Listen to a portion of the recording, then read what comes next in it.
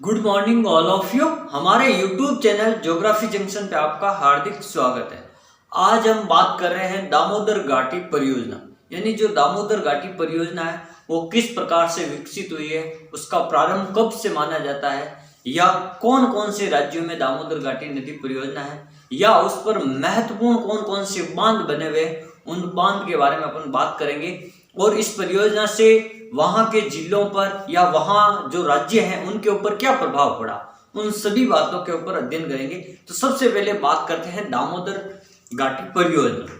देखो, दामोदर जो नदी घाटी परियोजना है, सबसे पहली बात यह एक बहुउद्देशीय परियोजना है। अब बहुउद्देशीय का मतलब क्या होता है, यानी एक ऐसी नदी घाटी परियोजना जिसके जल का उद्देश्य या जिसके जल का उपयोग अगर पेयजल में, सिंचाई में, या अपन कह सकते हैं ताप विद्युत गृह में, या बड़े बड़े औद्योगिक कारखानों में उसका उपयोग किया जाता है। तो इस प्रकार से उस योजना का जो उद्देश्य होता है, मुख्य रूप से कई प्रकार के जो जल का उपयोग करते हैं, यानी उनका उद्देश्य एक से अधिक उद्देश्य होता है उस परियोजना का। तो जो ये दामोदर नदी घाटी परियोजना है, यह दो राज्यों की संयुक्त परियोजना है, एक पश्चिम बंगाल और एक झारखंड, यानी दो राज्यों की संयुक्त परियोजना। सबसे पहली बात तो यह बहुउद्देशीय परियोजना और दो राज्यों की संयुक्त परियोजना। और अगली बात है कि ये जो संयुक्त परियोजना है, ये दो दामोदर नदी घाटी परियोजना, यह अमेरिका में एक नदी है, येनिसी नदी। उस नदी घाटी की परियोजना के आधारित भारत में भी दामोदर नदी घाटी परियोजना बनाई गई, क्योंकि वहां पर जो नदी घाटी है आपकी येनिसी नदी, वहां पर लगभग 7 से 8 बांध बने हुए उस एक ही नदी के ऊपर। उस नदी के एक ही नदी पर 7-8 बांध बने हुए, उन सब का पानी अलग अलग रूप से सिंचाई में, पेयजल में, विद्युत उत्पादन में, बड़े बड़े उद्योगों में काम लिया जाता। तो उसके प्रारूप के अनुसार भारत में भी दामोदर नदी घाटी व उसकी सहायक नदियों पर एक योजना बनाई गई, जिसको अपन कहते हैं दामोदर नदी घाटी परियोजना। तो देखो, ये एक झारखंड व पश्चिम बंगाल की क्या है, एक संयुक्त परियोजना है और स्वतंत्र भारत की पहली महत्वपूर्ण परियोजना। स्वतंत्र भारत की पहली महत्वपूर्ण परियोजना, पश्चिम बंगाल व झारखंड की संयुक्त परियोजना। फिर इसमें देखो, दामोदर नदी शामिल है, उसकी सहायक नदियां कोनार, बोकारो, बाराबार, कोनार है, बोकारो है, बाराकर, ये परियोजना शामिल है। फिर अपन बात करते हैं, इस नदी को पश्चिम बंगाल का शोक कहते हैं। इस नदी को, दामोदर नदी को क्या कहते हैं, पश्चिम बंगाल का शोक। अब शोक क्यों कहते हैं, क्योंकि इस नदी में जब पानी की मात्रा अधिक आए या वर्षा ऋतु में जब पानी की मात्रा बढ़ जाए, तो पश्चिम बंगाल राज्य में ये क्या करती है, बाढ़ लाने का काम करती है और जन धन हानि करती और कृषि फसलों को नष्ट कर देती है। बड़े बड़े जो नगर होते हैं, मोहल्ले होते हैं, उनमें पानी जलमग्न, बस्तियां जलमग्न हो जाती है। तो इस प्रकार इस नदी को क्या कहते हैं, दामोदर नदी को पश्चिम बंगाल का शोक कहते हैं। फिर यह परियोजना 1948 में प्रारंभ हुई। जो ये परियोजना है 1948 में प्रारंभ हुई, जो अमेरिका की येनिसी नदी के तट पर, टेनेसी या कहीं येनिसी लिखा आएगा, जैसे ये येनिसी और कहीं आपको टेनेसी भी मिलेगा, तो आपको ये ध्यान रखना, ये एक ही बात है। फिर यह आधारित है, इसका मुख्य उद्देश्य क्या था, इस परियोजना का जो मुख्य उद्देश्य था कि पश्चिम बंगाल और जो झारखंड राज्य है, यानी जो पश्चिम बंगाल और झारखंड राज्य है, वहां के स्थानीय निवासियों के जीवन स्तर है उसमें सुधार करने के लिए ये योजना डेवलपमेंट की गई, या इस योजना का निर्माण किया गया, या ये योजना बनाई गई। पश्चिम बंगाल और झारखंड राज्यों की जीवन स्तर को सुधार करने के लिए, वहां के निवासियों के। जैसे इस नदी पर लगभग 8 बांध बने हुए हैं, लगभग 7 से 8 बांध है, जिनमें मुख्य बांधों की बात करते हैं। जैसे तिलैया बांध बना हुआ, ये जो तिलैया बांध है, ये इसकी सहायक नदी है बराकर नदी पर बना हुआ 30 मीटर ये ऊंचा बांध है, यानी ऊंचाई इसकी 30 मीटर है, और ये 366 मीटर लंबा, यानी ये 366 मीटर लंबा बांध है। और इस पर दो बड़ी योजना, यानी 2,000 मेगावाट, 2,000 किलोवाट क्षमता वाले 2 ताप विद्युत गृह बने हुए, यानी टोटल मिला के 4,000 किलोवाट विद्युत क्षमता इस पर के बांध बने हुए, ताप विद्युत गृह बने हुए हैं। और इसका जो बांध का निर्माण है 1950 में शुरू हुआ और 53 में इसका पूर्ण हुआ, बांध का निर्माण पूर्ण हुआ 50 से 53 यानी 3 साल में ये बांध बनकर तैयार हुआ, तिलैया बांध। फिर बात करते हैं कोनार बांध। जी ये कोनार बांध है, ये आपके हजारीबाग स्थान है झारखंड का, वहां कोनार नदी पर बना हुआ। मुख्यतः कोनार बांध कोनार नदी पर, ये 49 मीटर ऊंचा बांध है। कितना? 49 मीटर। और ये 3549 मीटर लंबा, यानी इस नदी घाटी परियोजना पर सबसे लंबा बांध पूछे या तो आपको सबसे बड़ा बांध कोनार बांध बताना है। और ये जो बांध है 1950 में शुरू हुआ और इसका निर्माण 1955 में खत्म हुआ, पूरा हुआ 1950 से 55। जैसे अपन बात करते हैं, इससे लगभग 45,000 हेक्टर भूमि का क्या होता है, इसके ऊपर भूमि का सिंचाई होती है। इस बांध से लगभग 45,000 हेक्टर भूमि पर क्या होती है, सिंचाई होती है। फिर अपन बात करते हैं मैथान बांध बना हुआ। एक बांध कौन सा बना हुआ? मैथान बांध।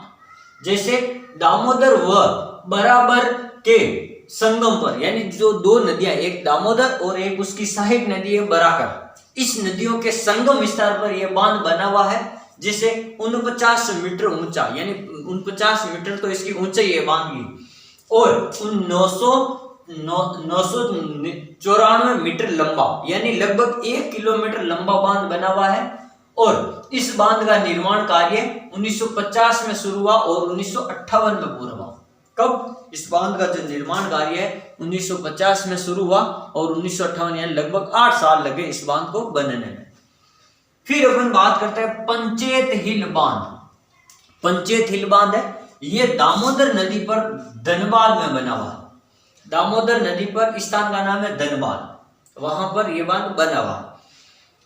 ये 49 मीटर ऊंचा बांध है, 49 मीटर ऊंचा बांध है और 2545 मीटर लंबा बांध है, यानी ये इस परियोजना पर बना दूसरा बड़ा बांध है। पहला आपका कोनार बांध हो गया लगभग 3.5 किलोमीटर और ये हो गए 2.5 किलोमीटर लगभग, और ये 28 लाख भूमि को सिंचित करता है, यानी लगभग 28 लाख हेक्टर भूमि को सिंचित करता है। यानी सिंचाई की दृष्टि से ये सबसे बड़ा बांध मान सकते हैं अपन, लगभग 28 लाख हेक्टर भूमि को ये सिंचित करता है।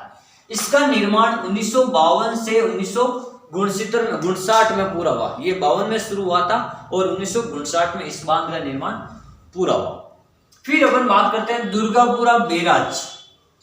अब जैसे बैराज का मतलब क्या होता है, कोई भी बांध होता है उसके आगे बैराज लगा होता, यानी उसका मतलब होता है उस बांध का जो उपयोग है पानी का केवल और केवल सिंचाई के लिए उपयोग किया जाता है। किसके लिए किया जाता है? सिंचाई के लिए। तो अपन बात करते हैं दुर्गापुरा बैराज की। दुर्गापुरा बैराज बांध है जो दुर्गापुरा स्थान पर है। कहां पर है? दुर्गापुरा स्थान पश्चिम बंगाल। यहां तिलैया, देखो पहला बांध का नाम तिलैया, फिर मैथन, फिर कोनार और फिर पंचेत बांध। ये जो चारों बांध है इनका पानी क्या होता है? दुर्गापुरा बैराज में आता है, यानी ये सबसे बड़ा बांध है दुर्गापुरा बैराज। किसकी दृष्टि से? अभी बता दें।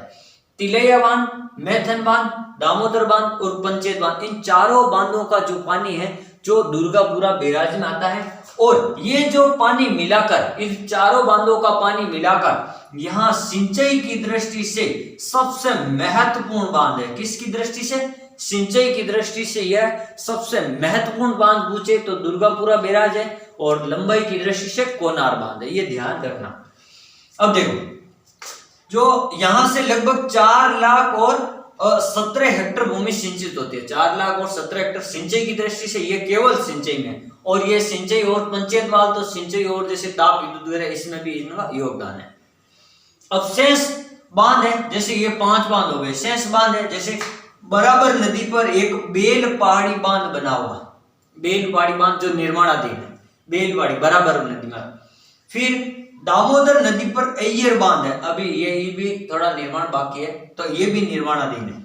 फिर बोकारो नदी पर बोकारो बांध है, बोकारो नदी पर बोकारो, कोनार नदी पर कोनार, ये आपको थोड़ा याद रखना। फिर अपन बताते हैं कि जो ये नदी क्षेत्र है, ये जैसे दामोदर घाटी नदी क्षेत्र है, इसमें कुछ कोयला क्षेत्र है, क्योंकि जो दामोदर नदी घाटी क्षेत्र है, सोन है, महानदी है, नर्मदा है, ये जो नदियां हैं इनके घाटियों में आपको कोयला क्षेत्र मिलेंगे। तो इसमें कौन कौन से मुख्य है? दामोदर नदी घाटी, विशेष रूप से भारत में दामोदर नदी घाटी क्षेत्र ही कोयला के लिए महत्वपूर्ण है। जैसे देखो रानीगंज कोयला क्षेत्र, जरिया कोयला क्षेत्र, बोकारो कोयला क्षेत्र, रामगढ़ कोयला क्षेत्र, करणपुरा कोयला क्षेत्र। या अपन बात करते हैं करणपुरा कोयला क्षेत्र, यानी रानीगंज हो गया, जरिया हो गया, बोकारो हो गया, रामगढ़ हो गया, करणपुरा। ये महत्वपूर्ण 5 है जो कोयला क्षेत्र इस नदी घाटी बेसिन में है। फिर बात करते हैं इस नदी घाटी पर कुछ ताप ग्रह बने हुए, ताप शक्ति ग्रह, जैसे विद्युत या अन्य ऊर्जा होती है, जैसे बोकारो, चंद्रपुरा, दुर्गापुरा, सिंदरी, जमशेदपुर, बर्नपुर, सीतापुर आदि तापीय शक्ति केंद्र है जो इस दामोदर नदी घाटी परियोजना पर शामिल है। जैसे वापस बता देते हैं, बोकारो, चंद्रपुर, दुर्गापुरा, सिंदरी, जमशेदपुर, बर्नपुर, सीतापुरा आदि तापीय। अब जैसे ये जो नदी घाटी परियोजना आई है जैसे पश्चिम बंगाल और झारखंड में, तो वहां के जो लोगों के जीवन स्तर, उनका मुख्य उद्देश्य था उनके जीवन स्तर का जो उच्च जीवन स्तर को ऊंचा उठाना या उच्च जीवन स्तर उच्च करना। तो इसका मतलब ये है वहां अब कई सारे परिवर्तन देखने को मिले उस क्षेत्र में। जैसे अपन बात करते हैं वहां पर कई बड़े बड़े उद्योग धंधे लग गए, औद्योगिक इकाइयां स्थापित हो गई, वहां पर कई बड़े बड़े ताप विद्युत संयंत्र लगे ताकि जिनको बिजली आराम से मिल सके। वहां पर विकास, उन नगरों में नगरीकरण ज्यादा हुआ और वहां पर विकास की जो रफ्तार है वो तेज गति से हुआ। वहां पर सड़कों, रेल मार्गों और वायुयानों यानी उस क्षेत्र में तो सड़क और रेल मार्ग थे और जो जल परिवहन के साधन थे उनमें ज्यादा विकास हुआ तीव्र गति से। इन बांध से बनने से नहरीकरण हो गया वहां पर।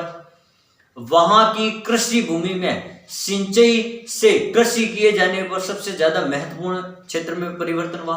वहां पर जो कृषि फसलें हैं उनमें सिंचाई की जो सुविधा है वो उनसे प्राप्त होने लगी, नहरों से। वहां की जो वन संपदा है, वन संपदा में वहां परिवर्तन हुआ क्योंकि वहां पानी आ गया है तो सिंचाई से वन संपदा ज्यादा होगी। वहां उन क्षेत्रों में जो अपन बात करते हैं कि उन क्षेत्रों में जहां पर मिट्टी का जो बाढ़ आती थी, ज्यादा वर्षा थे, तो इन बांधों में पानी को रोककर धीरे धीरे आगे सप्लाई किया जाता था। तो वहां पर जो है बाढ़ नियंत्रण हो गया वर्षा ऋतु में। वहां की जो मिट्टी थी जो पानी के साथ बहकर चली जाती थी तेज रफ्तार से, तो वहां पर बांध में पानी को इकट्ठा करके फिर धीरे धीरे छोड़ा जाता है, तो मृदा अपरदन ये समस्या दूर हो गई। फिर अपन बात करते हैं जो वर्षा ऋतु में जो पानी जो वर्षा ऋतु का पानी है, इतना सारा पानी जो एक साथ ही आता था और उन कुछ ही घंटों में या कुछ ही दिनों में समुद्र में चला जाता था, पूरा पानी वेस्ट हो जाता था। तो अब उस पानी का बांधों के माध्यम से बड़े बड़े बांध बनाकर उस पानी को संग्रहित करने लगे और वहां से ताप यानी विद्युत ग्रह बनाने लगे।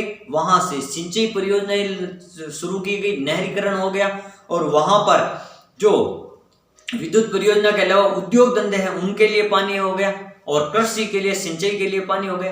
यानी इन सारी जो समस्या है उनका सबका समाधान हो गया इस नदी घाटी परियोजना से।